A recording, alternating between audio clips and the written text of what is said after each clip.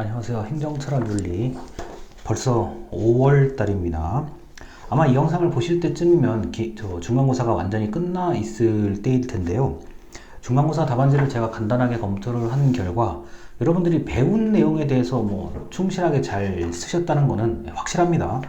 이제 다만 이제 분량이 좀 작은 분이 있고 분량이 많은 분이 있고 나름대로의 또 참고 자료를 좀 동원하는 분이 있고 그렇지 않은 분이 있고 여러 가지의 경우가 있는데, 끝까지 잘 들으셔가지고 특히 밀리지 않게 영상을 잘 들으셔가지고 기말고사까지 전부 다 잘 들으시면 여러분들이 마지막까지 전혀 문제가 없을 거라고 봅니다. 그리고 내용이 약간 이제 난해한 경우들이 있어요. 특히 이 교재, 우리 수업의 교재만 만약에 본다 그러면 여러분이 이해가 거의 안 되실 수도 있습니다. 그래서 제가 설명드리는 내용, 제가 설명하는 부분만 잘 이해를 하셔도 전반적인 맥락을 아는 데는 크게 무리가 없습니다. 자, 어떤 필요한 더 부연 설명이 필요하거나 추가 설명이 필요할 때는 제가 따로 영상을 또 만들어서 5월 말, 6월 초에 말씀을 드리도록 하겠습니다. 자, 일단 오늘은 진도를 좀 많이 나갈 거예요. 181쪽에 패러다임인데요. 공부를 좀 하신 분이라면 패러다임에 대해서 이미 고등학교 때 어느 정도 알고 있었을 겁니다. 자, 과학철학자죠. 과학철학자인 토마스 쿠는 과학적 지식은 어떻게 변하는가라는 물음을 던지는데 그에 대한 답을 구하는 과정에서 패러다임이라는 개념을 만들어냅니다. 자, 지식은 마치 벽돌을 쌓듯이 차곡차곡 발전되는 것이 일반적인 얘기인데, 자, 이 토마스 쿠는 그게 아니라 지식은 누적적으로 발전하는 게 아니라 혁명적으로 발전한다. 다시 말해서 혁명적이라는 뜻은 완전히 다른 지식이 등장한다 라는 것을 의미합니다. 자, 제가 알기로 이 토마스 쿤이라는 이 과학철학자는 대학교 한 3학년 때쯤이요. 대학교 3학년 때 그냥 일반적인 수업을 듣다가 패러다임이라는 것에 대해서 지금 제가 말씀드린 이 설명을 대학교 수업을 듣다가 문득 이제 큰 의문을 느꼈다고 합니다.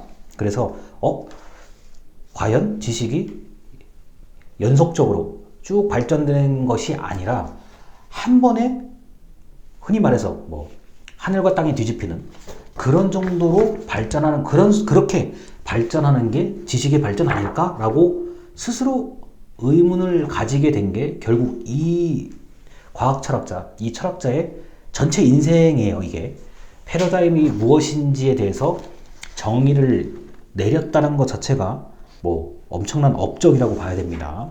자, 그래서 이런 혁명적 발전을 한 번쯤 이제 가정을 했고 패러다임이 무엇인지에 대해서 나름대로 정의를 내렸습니다. 182쪽이요. 자, 첫째, 패러다임의 개념을 한 20가지 용도로 사용을 했는데 대체로 3가지 수준으로 알 수가 있다. 가장 넓은 수준으로는 지금 182쪽의 세 번째 줄입니다.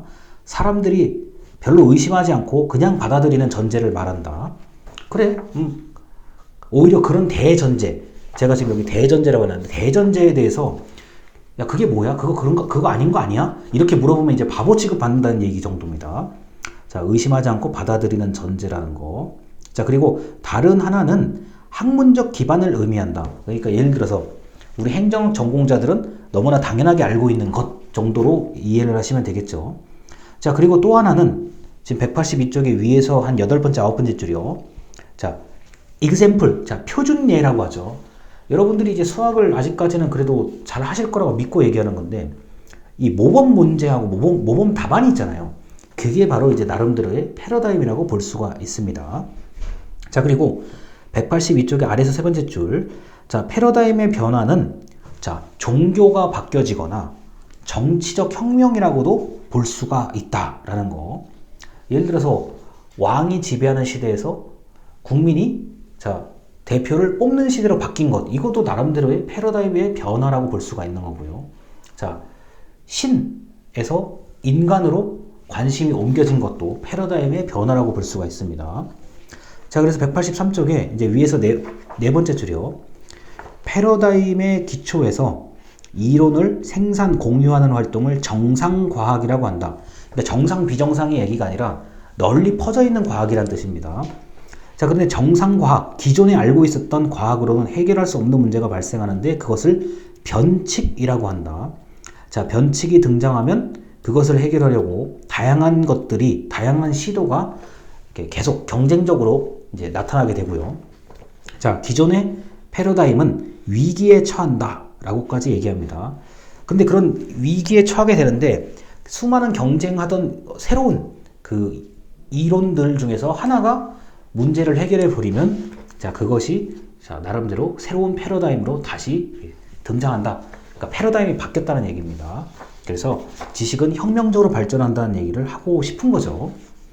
자, 그래서 뭐 우리가 이건 그 자연과학뿐만 아니라 사회과학에서도 충분히 패러다임이 바뀐다라고 볼 수가 있는 거고, 저 개인적으로는 제가 좀 지금보다 더 어렸을 때 이 패러다임이라는 단어를 듣고 이해한 거는 우리가 산업혁명이요. 뭐 1차 산업혁명, 2차 산업혁명, 3차 산업혁명, 이제 요새 제4차 산업혁명으로 얘기를 하잖아요. 그런 산업혁명의 단계를 저는 패러다임의 변화라고 저는 어릴 때 이해를 했어요. 농업혁명, 산업혁명, 정보혁명, 그 다음에 4차 산업혁명이잖아요. 뭐 보통 지금 사람들이 이렇게 얘기하는데, 야, 그거 혁명 바뀌는 거나 패러다임 바뀌는 거나 똑같은 거 아니야? 저는 이렇게 이해를 했었어요. 그리고 뭐, 그러한 생각에 대해서 아직까지도 크게 변화는 없습니다. 자, 그리고 넘어가겠습니다. 이제 다른 얘기예요. 자, 184쪽에 그 위에서 네 번째 줄에 뭐 사회과학의 본질을 주관주의와 객관주의로 본다고 하는데 이렇게 어려운 말 쓸 필요가 없을 것 같아요. 그 위에서 일곱 번째 줄입니다. 184쪽에 실제로는 사람들이 이름을 붙이는 것과 별개로 이미 존재하고 있는 것, 그러니까 실제로는 이미 있는 거예요. 내가 관심을 두거나 말거나 이미 그건 그거대로 있는 것, 이게 실제론이라고 하고요. 반면 명목론은 사람들이 그것에 대해서 의미를 부여하는 것. 야, 너는 이거는 이거야, 이거는 이거야. 의미를 부여해야만 그 대상이 자 나름대로 가치를 가지게 되는 것. 이게 바로 명목론이라고 얘기합니다. 자, 그래서 실제론과 명목론이 이게 뭐 일상에서는 이걸 구분하기가 어려울 정도로 뭐 다 섞여 있는 건데, 뭐 실제론의 대표적인 얘기는 뭐 해, 달, 물, 뭐 이런 거는 뭐 누가 봐도 이거는 하늘에 떠 있는 거고 뭐 흘러다니는 거고, 이런 것에 대해서는 존재론이라고 얘기를 하는 거고. 자, 명목론의 대표적인 게 사람의 이름이에요. 사람의 이름. 아, 너는 뭐야? 너는 뭐야? 너는 뭐야? 자, 그리고 여러분 이제 반려동물 키우실 거라고 믿는데 뭐 개나 고양이 키우는 분들 많으니까요. 아, 우리 개의 이름을 이렇게 지어야지. 우리 고양이의 이름을 이렇게 지어야지. 근데 얘가 이제 다른 그 사람한테 이제 또 갔단 말이에요. 주인이 바뀌었어요. 난 너를 이제부터 이걸로 부를래. 난 너를 이제부터 이걸로 부를래. 이게 이제 명목론 개념입니다. 자, 그리고 그 이제 185쪽에 맨 위에 줄이요. 사회를 질서로 보는 입장과 갈등으로 보는 입장이 있다라고 하는 거예요.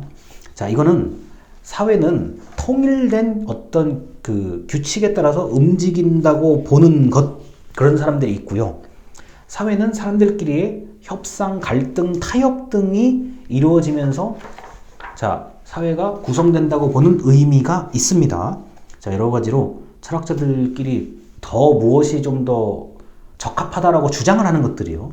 자, 그러다 보니까 질서의 초점, 질서, 서열, 체계에 좀 이렇게 관심을 두는 철학자들이 있는 반면에 갈등, 자, 소통, 협상, 흥정 이런 데에 관심을 두는 철학자들이 있다는 것 정도로 보시면 되겠습니다.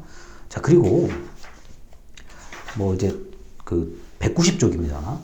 190쪽에 그 위에서 한 10번째 줄에 영어 단어가 하나 나와요. 사이버네틱스라는 단어가 나와요. 사이버네틱스인데 이게 제가 대학교 3학년 때인가 처음 이게 교과서에 등장을 했는데 이게 전 이해를 못하고 졸업을 했거든요. 근데 지금 돌이켜보면 이건 너무나 당연한 거예요. 사이버네틱스는 자동 조절 처리 장치입니다. 뭐 온도가 떨어지면 뭐 작동을 멈추고, 또는 온도가 일정 수준 올라가면 작동을 멈추고, 우리가 뭐 여러분들 밥솥이라든가 뭐 이런 전자기기에는 기본적으로 사이버네틱스 기능이 다 있습니다. 뭐 과하게 뭔가가 들어오면 차단되고 뭐 이런 식으로요. 자, 전기에 관련된 그 제품이나 부품들이 사이버네틱스 기능들이 전부 다 연관이 돼 있죠. 자, 이런 것처럼 우리의 행정이나 정책도 자동 조절 장치에 따라서 뭐 관리를 해야 된다, 관리가 되어야 된다라고 주장하는 내용들이 있죠. 자, 그래서 일일이 지시하지 않고 알아서 저절로 되도록 무언가 조치를 해야 된다. 이런 내용들이 바로 사이버네틱스의 개념이라고 보시면 거의 정확할 거라고 봅니다. 자, 그래서 뭐 패러다임의 이야기, 그 다음에 이제 뭐 존재와 의미, 질서와 갈등에 대한 이야기, 그리고 이제 마지막으로 사이버네틱스에 관련된 이야기까지 말씀을 드렸습니다. 내용 자체가 그렇게 어려운 건 아니에요. 어려운 건 아닌데 이거를 하나의 그림으로 뭐 지도처럼 맥을 좀 잡아서 설명하기에는 너무 내용이 좀 이게 어떤 건 큰 내용이고 어떤 건 굉장히 작은 내용이고 좀 그렇게 하기에는 조금 어려운 부분입니다. 그래서 좀 개별적으로 여러분들이 개별적으로 개념을 이해하시면 좋겠습니다. 일단 여기까지입니다. 자, 들어주셔서 감사합니다.